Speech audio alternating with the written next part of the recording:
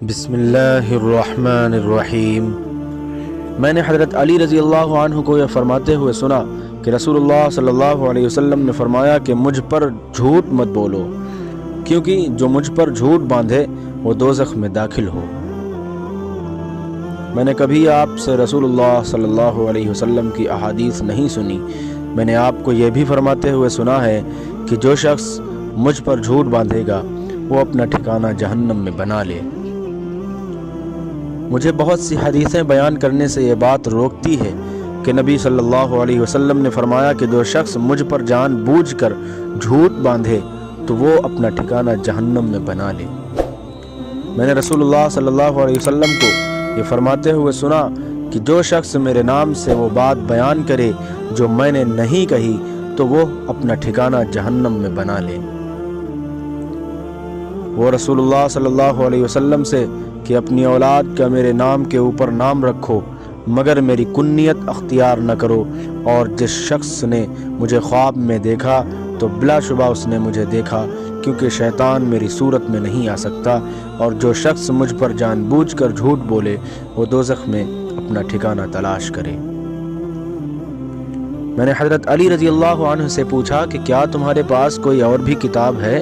انہوں نے فرمایا کہ نہیں، مگر اللہ کی کتاب قرآن ہے، یا پھر فہم ہے جو وہ ایک مسلمان کو عطا کرتا ہے، یا پھر جو کچھ اس صحیفے میں ہے۔ میں نے پوچھا اس صحیفے میں کیا ہے؟ انہوں نے فرمایا دیت اور قیدیوں کی رہائی کا بیان ہے، اور یہ حکم کہ مسلمان کافر کے بدلے قتل نہ کیا جائے۔ قبیلہ خزاعہ کے کسی شخص نے بنو لیث کے کسی آدمی کو اپنے کسی مقتول کے بدلے میں مار دیا تھا۔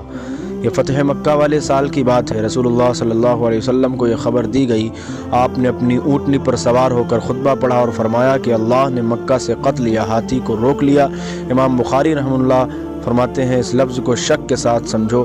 ایسا ہی ابو نعیم وغیرہ نے القتل اور الفیل کہا ہے۔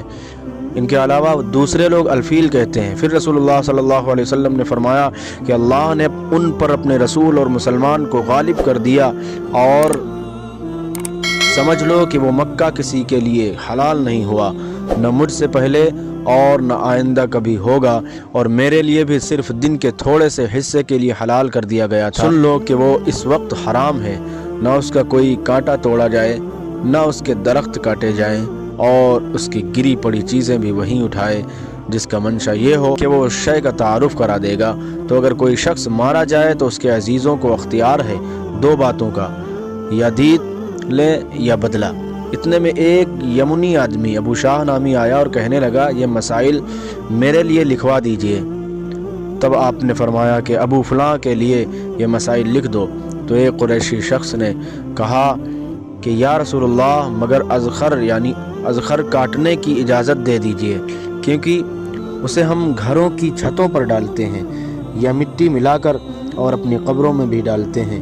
یہ سن کر رسول اللہ صلی اللہ علیہ وسلم نے فرمایا کہ ہاں مگر اذخر۔ میں نے حضرت ابو ہریرہ رضی اللہ عنہ کو کہتے ہوئے سنا کہ رسول اللہ صلی اللہ علیہ وسلم کے صحابہ میں عبداللہ بن عمرو رضی اللہ عنہما کے علاوہ مجھ سے زیادہ کوئی حدیث بیان کرنے والا نہیں تھا، مگر وہ لکھ لیا کرتے تھے اور میں لکھتا نہیں تھا۔ دوسری سند سے معمر نے وہب بن منبع کے مطابعت کی، وہ حمام سے روایت کرتے ہیں، وہ حضرت ابو ہریرہ رضی اللہ عنہ سے۔